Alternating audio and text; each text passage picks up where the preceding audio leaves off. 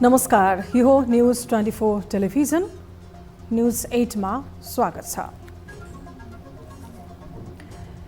विद्यार्थी राजनीति, कानुन व्यवसायी, कानुन मन्त्री, सभामुख, संविधान सभा अध्यक्ष लगायतको भूमिका सफलतापूर्वक निर्वाह गरेका सुभाष नेम्बाङले हृदयघात भई मृत्युवरण गरे। शालीन, भद्र, सभ्य र कोमल सुनिने सुभाषको निधन सौम्य नै रह्यो। कसैको मन दुख्ने गरी नबोल्ने नेम्बाङ कुटिल भाषाको प्रयोग गरेर आफ्ना विषय भने प्रश्न राख्नेमा पर्थे। त्यसैले विपक्षी पनि उनका प्रशंसक बनिरहे। एमाले उपाध्यक्षको जिम्मेवारी होस् वा संसदीय दलको उपनेता भएको बेला नै उनी शान्ति प्रक्रियालाई टुङ्गोमा पुर्याउने ध्याउनमा हुन्थे। नेपालमा गणतन्त्र स्थापनाका लागि चलेको जनआन्दोलनमा समेत सक्रिय उनलाई तत्कालीन प्रधानमन्त्री गिरिजाप्रसाद कोइरालाले यही आत्मविश्वास देखेरै तारानाथ राणाबाट हटाएर सभामुखको जिम्मेवारी सुम्पिदिए। राजा हुँदाहुँदै पुनर्स्थापित संसदको सभामुख बनेका नेम्बाङले शपथ ग्रहणमा गरेको निर्णय पनि सम्झन लायक नै रह्यो। राजाबाट शपथ लिनुपर्ने संवैधानिक प्रावधानलाई लत्याएर संसदमै शपथ लिएका उनी अनवरत रूपमा संविधान निर्माण र गणतन्त्रलाई संस्थागत गर्ने विषयमा केन्द्रीकृत बने। सदनमा समन्वयकारी भूमिका खेलेका नेम्बाङलाई धर्मनिरपेक्ष राष्ट्र भन्ने शब्द घुसाएर इसाई धर्मलाई समर्थन गरेको गम्भीर आरोप पनि लाग्यो। तर गिरिजा नेतृत्वको सरकारले ल्याएको प्रस्ताव आफूले पढेको मात्रै दाबी गर्ने नेम्बाङमाथि अन्य गम्भीर राजनीतिक आरोप भने लागेन। यद्यपि संसद विघटनमा केपी ओलीलाई समर्थन गरेपछि भने उनले आलोचना खेपे। तर पछिल्लो समय आफ्नै पार्टीको संसद अवरोधमा प्रश्न उठाएर कानुनी राजको वकालत गरे। संक्रमणकालीन न्याय प्रणालीलाई टुङ्गोमा पुर्याउन पनि उनको जोड बल रहिरहन्थ्यो। संविधान कार्यान्वयन र गणतन्त्र संस्थागत गर्नुपर्छ भन्ने दृढ मान्यता राख्ने नेम्बाङको अवसानले कतै संक्रमणकालीन न्याय प्रणालीमा विलम्ब हुने त होइन भन्ने आशंकाहरू पनि उब्जिएका छन्। संविधान सभाबाट संविधान निर्माणमा खेलेको उनको भूमिका जति स्मरणीय छ त्यति नै उनको राजनीतिक शैली पनि अविस्मरणीय छ। नेम्बाङको शालीनता ढलेसँगै मुलुकले संविधानको प्रबल पक्षधर समेत गुमाएको छ। नेम्बाङको मृत आत्माको चिर शान्तिको कामनासहित हार्दिक श्रद्धा सुमन। अब न्यूज 8 का हेडलाइन्स। एमाले उपाध्यक्ष सुभाष नेम्बाङको निधनले गृह जिल्ला इलाम शोकमग्न। इलामको मात्र नभई सिंहको देशको खम्बा भाँचिएको भन्दै छिमेकी भावरिगल। देशलाई चाहिँ धेरै क्षति नै भएको छ हैन। त्यसमा चाहिँ हामी एकदम दुखित नै छौं, मर्माहित छौं। प्रधानमन्त्री प्रचण्ड नेतृत्वमा 10 सदस्यीय प्रतिनिधि मण्डल अमेरिका जाने। 14 जनाको नाम सूचीबाट हटाइयो। पूर्व तयारीका लागि परराष्ट्र मन्त्री साउद आजै न्युयोर्क प्रस्थान।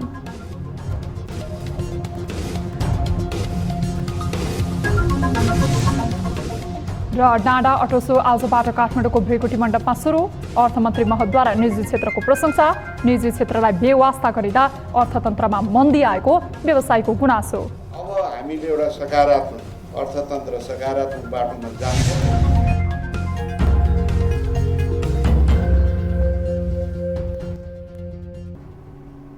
हामी निरन्तर न्युजमा छौं। सरकारले संविधान सभा अध्यक्ष, पूर्व सभामुख एवं नेकपा एमालेका उपाध्यक्ष सुभाष चन्द्र नेम्बाङको राजकीय सम्मानका साथ अन्त्येष्टि गर्ने निर्णय गरेको छ। मंगलबार सिंहदरबारमा बसेको मन्त्री परिषदको आकस्मिक बैठकले दिवंगत नेम्बाङको राजकीय सम्मानका साथ अन्त्येष्टि गर्ने निर्णय गरेको हो। सरकारले नेम्बाङको सम्मानमा अन्त्येष्टिका दिन सार्वजनिक विदा दिने निर्णय गरेको संस्कृति, पर्यटन तथा नागरिक उड्डयन मन्त्री सुदन किरातीले बताएका छन्। सरकारले संविधान सभा अध्यक्ष नेम्बाङको असामयिक निधनप्रति दुःख व्यक्त गर्दै शोक प्रकट गरेको र शोक सन्तप्त परिवारप्रति समवेदना प्रकट गर्दै संविधान निर्माण प्रक्रियामा नेम्बाङले खेलेको भूमिकाको उच्च सम्मान सहित राष्ट्रिय सम्मान, राजकीय सम्मान दिने निर्णय गरेको मन्त्री किरातीले बताए।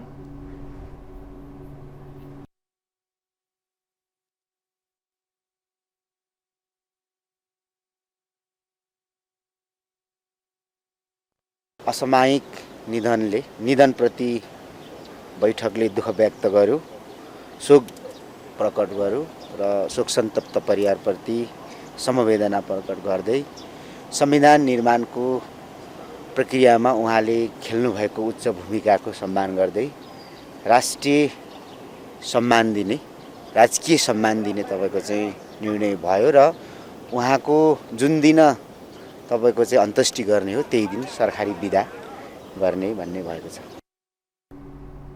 इलाम 2बाट निर्वाचित प्रतिनिधि सभा सदस्य नेङमाङको मंगलबार राति हृदयघातका कारण काठमाडौँमा निधन भएको थियो।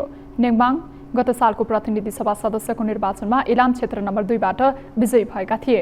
नेङमाङ विक्रम सम्वत 2063मा पुनः स्थापित प्रतिनिधि सभाको सभामुख, 2064 सालमा व्यवस्थापिका संसदको सभामुख, 2065 र 2070 सालमा संविधान सभा अध्यक्ष, सभामुख र 2072 सालमा सभामुख भएका थिए।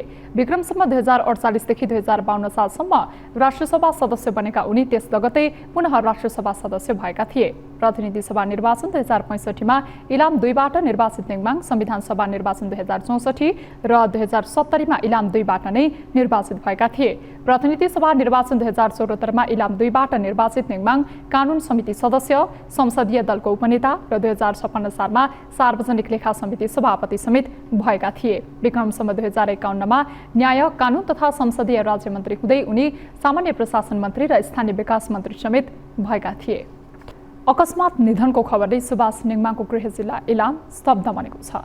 सोमबारसम्म सक्रिय नेङमाङ मंगलबार बिहानै मृत घोषणा भएको खबरले इलामवासी र नेङमाङका छिमेकी भाव विभल बन्न पुगेका छन्। सिंहको देश नै स्तब्ध भएका बेला पटक पटक चुनाव जित्दै आएको निर्वाचन क्षेत्रका जनतामा दुःख छाउनु स्वाभाविक पनि हो। नेङमाङको निधनपछि शोकमा डुबेका पार्टीका नेता, कार्यकर्ता तथा स्थानीय बासिन्दाहरू यति बेला उनको घरमा भेला भएका छन्। एक रिपोर्ट। सुभाष नेङमाङको निधनमा सरकारले राजकीय सम्मान र एक दिन बिदा दिने निर्णय नै गरिसकेको छ। एमाले 3 दिन पार्टी कार्यालयमा झण्डा आधा झुकाउने निर्णय गर्नुका साथै इलाम पनि शोकमा डुबेको छ। सुभाष नेङमाङ इलामको मात्रै नभएर सिङ्गो देशको खम्बा रहेको र त्यो खम्बा भाँचिएको नेङमाङका समकालीन साथी तथा छिमेकी शङ्कर देवानले बताए। 2 पटक संविधान सभाको अध्यक्षताको दुर्लभ अवसर सम्हालेका नेङमाङसँगको आफ्नो बाल्यकाल सम्झना गर्दै देवान भाव विभल भए। हामीसँग अब सबैभन्दा हाम्रो विषयमा दाइसँग चाहिँ सजिलोसँग हामीले भन्न सक्थ्यौँ, गर्न सक्थ्यौँ। अब केही कुराहरू पनि यसरी परेको छ गाउँमा दाइ यस्तो यस्तो भनेर ल हुन्छ ल कुद्लो भन्नुहोस् को भनेर भन्नुहुन्थ्यो। अब त्यतिको मान्छेहरू चाहिँ अब सायद छैन भन्नु अब पाइँदैन। स्थानीयका अनुसार नेङमाङ बेला बेला इलाम पुग्ने र घरमा गएर बस्ने गरेका थिए। अन्तिम पटक नेङमाङ निर्वाचनको बेला घरमा पुगेका थिए। त्यस पश्चात उनी पूर्व धेरै पटक आए पनि घरमा पुगेका थिएनन्। आज आदरणीय शालीन व्यक्तित्व सम्माननीय सभामुखको असामयिक निधनले हामी स्तब्ध भएका छौँ। उहाँ जतिको शालीन व्यक्तित्व राजनीतिज्ञ अब हामीहरूले पाउन अलिक गाह्रो महसुस गरेका छौँ र उहाँप्रति हार्दिक श्रद्धाञ्जली अर्पण गर्न चाहन्छौँ। देशको अब एकदम शालीन व्यक्ति होइन, विश्वले मानेको अब संविधान सभाको अध्यक्ष जस्तो मान्छे उहाँ होइन। अब एउटा देशलाई चाहिँ धेरै क्षति नै भएको छ होइन। अब त्यसमा चाहिँ हामी एकदम दुखित नै छौँ, मर्माहित छौँ। स्नातक अध्ययनका क्रममा विक्रम सम्वत 2028 र 2029 सालमा अनेरा सोबियुबाट राजनीतिक यात्रामा प्रवेश गरेका नेङमाङ इलाम बहुमुखी क्याम्पसको सोबियु सभापति भएको र यहीँबाट उनको राजनीति सुरु भएको थियो। सुभाष नेङमाङ एउटा मृत्युभाषी व्यक्ति हो र इमान्दार व्यक्ति पनि हो र धेरै उहाँका निजी स्वार्थ थिए जस्तो मलाई लाग्दैन। निजी स्वार्थभन्दा अलिक माथि देश, जनता र राष्ट्रको निम्ति मैले केही गर्नुपर्छ भन्ने भावना भएको व्यक्तित्व र अनुशासित व्यक्तित्व पनि हो। यी चिजहरू, यी गुणहरू र अलि अध्ययनशील मान्छे पनि हो। यी गुणहरू हामीले उहाँबाट सिक्नुपर्छ र सबैले सिक्नुपर्छ। नेङमाङ विक्रम सम्वत 2033 सालमा राजकाज मुद्दामा केन्द्रीय कारागारमा थुनामा रहँदा कम्युनिस्ट कोर्डिनेसन केन्द्र तत्कालीन माले हुँदै एमाले केन्द्रीय न्यायिक समिति सदस्य हुँदै एमालेको उपाध्यक्षको जिम्मेवारी सम्हाल्दै आएका थिए। विक्रम सम्वत 2048 देखि 2052 सम्म राष्ट्रिय सभा सदस्य, 2056, 2064, 2070, 2074 र 2079 मा इलाम 2 बाट प्रतिनिधि सभा सदस्यमा निर्वाचित नेम्बाङ पार्टी संसदीय दलको उपनेता र एमाले उपाध्यक्षको जिम्मेवारीमा थिए।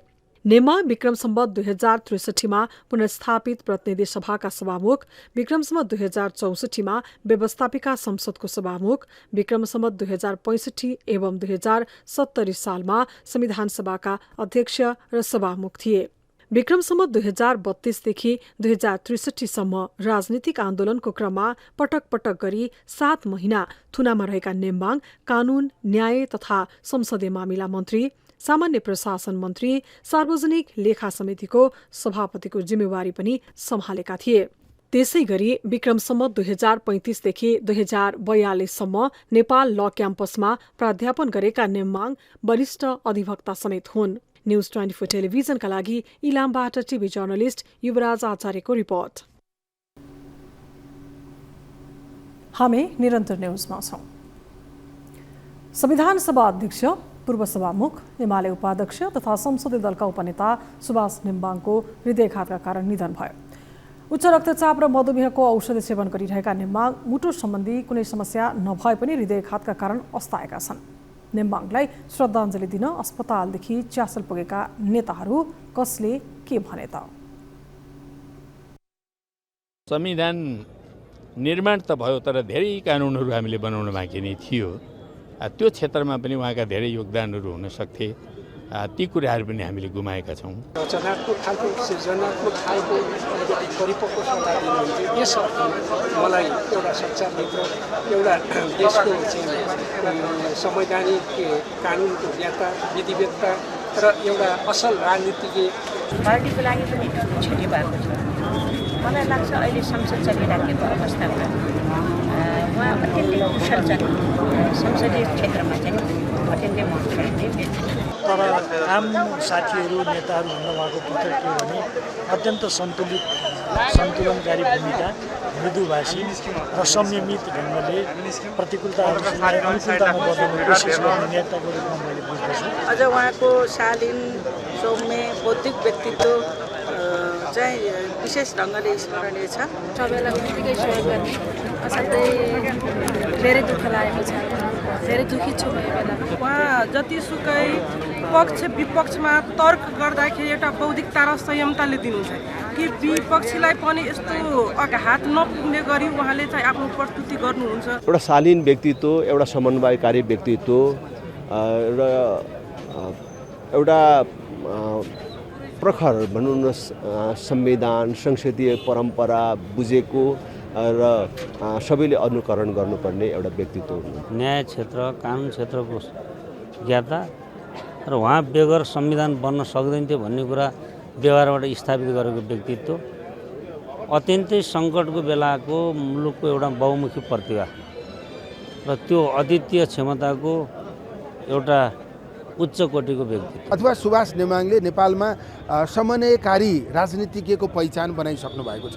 त्यो क्षमता देखाएर उहाँ जानुभएको छ। उहाँ मानवाधिकार सचेत राजनीतिक व्यक्तित्व हुनुहुन्थ्यो र प्रेसको लागि असाध्यै मैत्रीपूर्ण व्यवहार। उहाँ सभामुख हुँदाखेरि, संविधान सभाको अध्यक्ष हुँदाखेरि जहिले पनि उहाँले प्रेससँग चाहिँ र खास गरी पारदर्शिताको कुराले, प्रेससँगको व्यवहारको कुरामा चाहिँ उहाँ जहिले पनि प्रेस मैत्री। विधान मसौदा बनाउँदाखेरि पनि धेरै विवादहरू हुन्थ्यो। त्यो विवादमा लास्टमा अभिभावक खोज्दाखेरि कसले त सुभाषजीलाई बनाउनु, हामीले उहाँको अभिभावकता खोजेको छौँ। नेम्बाङ आफ्नै निवासको शौचालयमा बेहोस फेटिएपछि उनलाई उपचारका लागि बिहान 1:50 त्रिवी शिक्षण अस्पताल पुर्याइएको थियो। अस्पतालमा चिकित्सकले सीपीआरदेखि विभिन्न प्रयास गरे पनि उनको साइन्स अफ लाइफ केही पनि नभेटिएको अस्पतालले बताएको छ। अस्पताल पुर्याउनु अघि नै नेम्बाङको निधन भइसकेको बताइएको छ। अस्पतालले नेम्बाङको निधन पुष्टि गरेपछि प्रधानमन्त्री पुष्पकमल दाहाल प्रचण्ड, एमाले अध्यक्ष केपी ओली, नेकपा एकीकृत समाजवादीका अध्यक्ष माधव नेपाल लगायतका नेताहरू अस्पताल पुगेका थिए। अस्पतालबाट नेम्बाङको पार्थिव शरीरलाई कफिनमा आइससहित सुरक्षित राखेर च्यासल पुर्याइएको थियो। च्यासलमा श्रद्धाञ्जलीका लागि बुधबारसम्म राखिने बताइएको छ। प्रधानमन्त्री पुष्पकमल दाहाल प्रचण्डको नेतृत्वमा संयुक्त राष्ट्रसङ्घको 78औं महासभामा भाग लिन जाने प्रतिनिधि मण्डलका सदस्यको संख्या बढीमा 10 जना हुने भएको छ। यसअघि प्रधानमन्त्री कार्यालयको निर्देशनमा तयार पारिएको सूचीमा 24 जना सदस्यको नाम राखिएको थियो। प्रधानमन्त्री प्रचण्डले भ्रमणमा प्रतिनिधि मण्डलमा अनिवार्य आवश्यकता भएका सूचीमा रहेका सदस्यको आकार घटाउन निर्देशन दिएपछि प्रधानमन्त्री कार्यालयले बढीमा 10 जना हुने गरी नयाँ सूची तयार पारेको हो। यस्तै अमेरिकाबाट न्युयोर्क स्थित नेपाली स्थायी नियोगका प्रतिनिधि लोकबहादुर थापा सहितका अधिकारीहरू र वाशिंटन डीसीमा रहेको नेपाली दूतावासबाट राजदूत श्रीधर खत्री सहित अन्य अधिकारीहरू गरी थप 14 जना प्रतिनिधि मण्डलमा जोडिनेछन्। यससँगै महासभामा नेपालको तर्फबाट सहभागिता जनाउने प्रतिनिधि मण्डलको संख्या 24 हुनेछ। प्रधानमन्त्री कार्यालय स्रोतका अनुसार प्रतिनिधि मण्डलमा प्रधानमन्त्रीसँगै उनको सचिवालयका 2 जना सुरक्षाकर्मी, स्वकीय सचिव गंगा दाहाल र फोटोग्राफर प्रदीप राज वन्त रहनेछन्। यस्तै परराष्ट्र मन्त्रालयबाट मन्त्री एनपी सावत मंगलबार नै पूर्व तयारीका लागि न्युयोर्क प्रस्थान गरिसकेका छन्। उनीसँग उनका स्वकीय सचिव दीपक राज जैसी पनि न्युयोर्क गएका छन्। प्रधानमन्त्रीसँग परराष्ट्रबाट सचिव Bharatraj Paudel, chief of protocol Dilip Kumar Paudel र थप 1 जना प्रोटोकल अधिकृत पनि रहनेछन्। प्रधानमन्त्री नेतृत्वको बाँकी प्रतिनिधि मण्डलमा 30 भदौमा महासभाको 78औं महासभामा सहभागी हुन न्युयोर्क प्रस्थान गर्ने कार्यसूची छ। प्रधानमन्त्री प्रचण्डले महासभामा नेपालका तर्फबाट 4 असोजमा सम्बोधन गर्नेछन्। त्यसपछि 5 असोजमा प्रधानमन्त्री प्रचण्ड अमेरिकाबाट सिधै चीन प्रस्थान गर्ने कार्यसूची छ।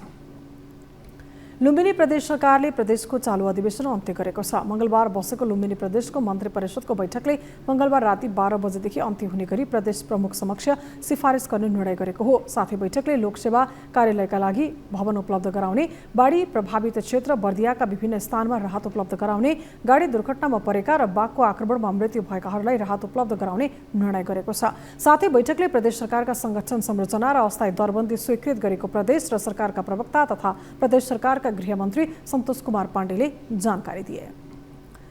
काठमाडौँको भृकुटी मण्डपमा सवारी साधनको Kumbh Mela NADA auto so 2023 मंगलबारदेखि सुरु भएको छ। हरेक वर्ष गरिँदै आएको नाडा अटो सो कोरोना संक्रमणका कारण 3 वर्ष अघिदेखि हुन सकेको थिएन। यो वर्ष सुरु भएको अटो सोमा इलेक्ट्रिक भेहिकलहरूलाई प्रमुख प्राथमिकतामा राखिएको छ। मेलामा झण्डै 20 अर्ब रुपैयाँको कारोबार हुने व्यवसायीहरूको अपेक्षा छ। एक रिपोर्ट।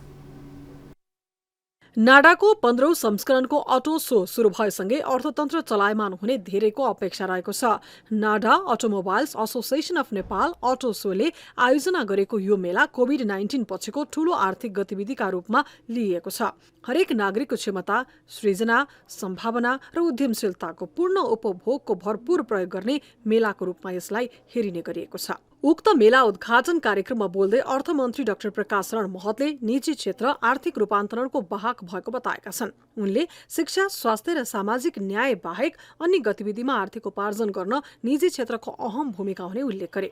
यस्तै अहिले घर जग्गा, शेयर बजार र अटो बजारमा केही समस्या रहेको भन्दै अब बिस्तारै समस्या समाधान हुने अर्थमन्त्री महतले दावी गरे। अब बिस्तारै यो जग्गामा को गतिविधि, किनबेचको गतिविधि पनि बढ्छ। सँगसँगै अटोमोबाइलको बिक्री पनि अब बढ्छ। सम्पूर्ण निजी क्षेत्रका साथीहरू र अटोमोबाइलसँग जोडिनुभएका साथीहरूलाई के अनुरोध गर्न चाहन्छु भने अब हामीले एउटा सकारात्मक अर्थतन्त्र सकारात्मक बाटोमा जान्छ। त्यो किसिमको बहस थाल्नु, त्यसले एउटा आत्मविश्वास बढ्छ। अर्थतन्त्रमा पैसै नभएको होइन, त्यो चलिरहेको छैन। यस्तै नेपाल उद्योग वाणिज्य महासंघका अध्यक्ष चन्द्र प्रसाद ठकालले निजी क्षेत्रका 3 छाता संगठनका अध्यक्षहरूले नियामक निकायहरूले निजी क्षेत्रका सुझावहरूलाई सम्बोधन गर्न नसक्दा अर्थतन्त्र मन्दीमा गएको बताए। उनले राष्ट्र बैंकले निजी क्षेत्रले मुलुकको लागि भन्दा पनि आफ्नो लागि मात्रै सुझावहरू दिएको भन्ने मान्यताका आधारमा नीतिहरू बनाएको भन्दै असन्तुष्टि जनाए। निजी क्षेत्रले दिएका सुझावहरूलाई सरकार र नियमनकारी निकाय राष्ट्र बैंकले सम्बोधन नगर्दा मुलुक आर्थिक मन्दीतर्फ उन्मुख भएको उनको भनाइ छ। श्रीलङ्काको चाहिँ त्रास देखाएर जुन आएका चाहिँ पोलिसीको कुराहरू गरौँ, चाहे कुनै पनि चाहिँ यो इम्पोर्ट रिस्ट्रिक्सनको चाहिँ कुराहरू चाहिँ देखौँ, निजी क्षेत्रको तर्फबाट चाहिँ दिइने चाहिँ सुझावलाई कहिल्यै पनि वास्तवमा चाहिँ जुन एउटा यो चाहिँ केवल निजी क्षेत्रले माग्ने मात्र चाहिँ गरेको चाहिँ छ भन्ने हिसाबको वास्तवमा चाहिँ यो इम्प्रेसन चाहिँ रह्यो। त्यस्तै नाडा अटोमोबाइल एसोसिएसन अफ नेपालका अध्यक्ष ध्रुव थापाले कर्जाको सीमा तोक्ने अधिकार बैंक तथा वित्तीय संस्थाहरूलाई दिनुपर्ने बताए। उनले राष्ट्र बैंकको कर्जा व्यवस्थापन निर्देशनले अटो व्यवसायीहरू थप समस्यामा परेको बताए। समूहको एकजना व्यवसायी कर्जाको कालो सूचीमा पर्दा अन्य सबै कालो सूचीमा पर्ने व्यवस्थालाई तत्काल सुच्याउनका लागि सरकारले आवश्यक पहल गर्नुपर्ने थापाले बताए। चालू पुँजी कर्जाको सम्बन्धमा नेपाल राष्ट्र बैङ्कले हालै जारी गरेको कर्जा वर्गीकरण सम्बन्धी नयाँ व्यवस्थामा कुनै समूहभित्रको कुनै एक ऋणीले लिएको कर्जा निष्क्रिय वर्गमा वर्गीकरण भए समूहमा रहेका अन्य ऋणीको समेत निष्क्रिय वर्गमा कर्जा वर्गीकरण गरिनुपर्ने व्यवस्थाले बैंक तथा वित्तीय निकायमा असल कर्जावालालाई समेत असर पर्न जाने देखिन्छ। सवारीको मेलाकै रूपमा अटो सोमा 4 पाङ्ग्रे 2 पाङ्ग्रे सवारी ब्रान्ड सहित अन्य अटो कम्पोनेन्ट, टायर, लुब्रिकेन्ट तथा स्पेयर पार्ट सहित 120 स्टलहरू रहेका छन्, जसमा 9वटा बैंक तथा वित्तीय संस्थाहरूको समेत स्टलहरू राखेर सहभागिता जनाइएको छ। मेलामा अन्तर्राष्ट्रिय ब्रान्डका सवारी साधन, लुब्रिकेन्ट, टायर, पार्ट पूर्जाका साथै राष्ट्रिय ब्रान्डका अटो सामग्री उत्पादक एवं वस्तु तथा सेवा प्रदायकहरूको सहभागिता रहेको छ। मेलामा 16वटा ब्रान्डका 4 पाङ्ग्रे, 22वटा ब्रान्डका 2 पाङ्ग्रे, 7वटा ब्रान्डका लाइट कमर्सियल भेहिकल, 9वटा बैंक तथा वित्तीय संस्था र 30वटा लुब्रिकेन्ट, टायर, ब्याट्री, पार्ट पूर्जा एवं ग्यारेज उपकरण कम्पनीहरूको सहभागिता छ। भदौ 31 गतेसम्म 6 दिन चल्ने अटो सोमा 75,000 भन्दा बढी अवलोकनकर्ताहरूले सोको अवलोकन गर्ने र 20 अर्ब रुपैयाँ बराबरको व्यापार हुने नाडाले जनाएको छ। अटो सोको अवलोकनकर्ताका लागि प्रति व्यक्ति 200 रुपैयाँ र विद्यार्थीका लागि 150 रुपैयाँ शुल्क तोकिएको छ। न्युजहरू अझै बाँकी छन्, अब पालो ब्रेकको।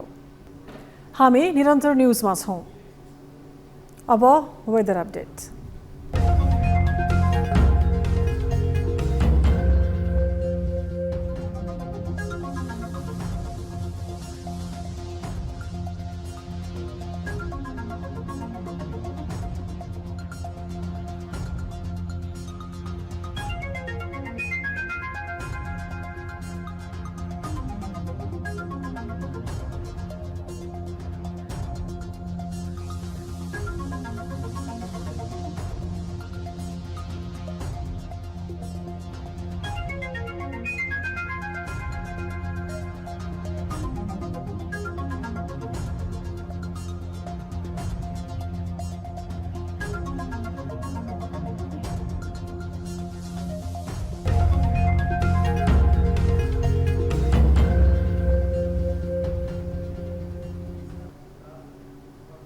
अब न्यूज 8 को अन्त्यमा पुनः हेडलाइन्स। एमाले उपाध्यक्ष सुभाष नेम्बाङको निधनले गृह जिल्ला इलाम शोक मग्न। इलामको मात्र नभई सिङ्गो देशको खम्बा भाँचेको भन्दै छिमेकी भाव विह्वल। देशलाई चाहिँ धेरै क्षति नै भएको छ हैन, अब त्यसमा चाहिँ हामी एकदम दुखित नै छौँ, मर्माहित छौँ। प्रधानमन्त्री प्रचण्ड नेतृत्वमा 10 सदस्य प्रतिनिधिमण्डल अमेरिका जाने, 14 जनाको नाम सूचीबाट हटाइयो। पूर्व तयारीका लागि परराष्ट्र मन्त्री साउद आजै न्युयोर्क प्रस्थान।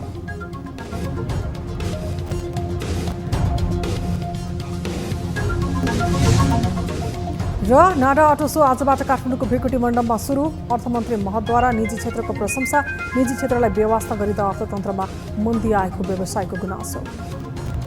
अब हामीले एउटा सकारात्मक अर्थतन्त्र सकारात्मक बाटोमा जान्छ।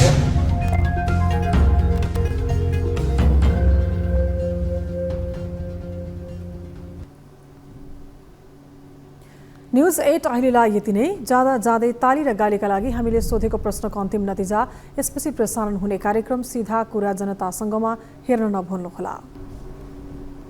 थप न्युजका लागि हाम्रो वेबसाइट www.news24nepal.com हेर्नुहोला। साथै हामीलाई फेसबुक, ट्विटर र युट्युबमा पनि फलो गर्न सक्नुहुनेछ।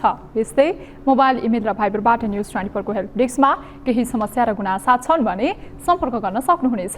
अहिलेलाई बिदा दिनुहोस्। हामी निरन्तर न्युजमा छौँ। नमस्ते।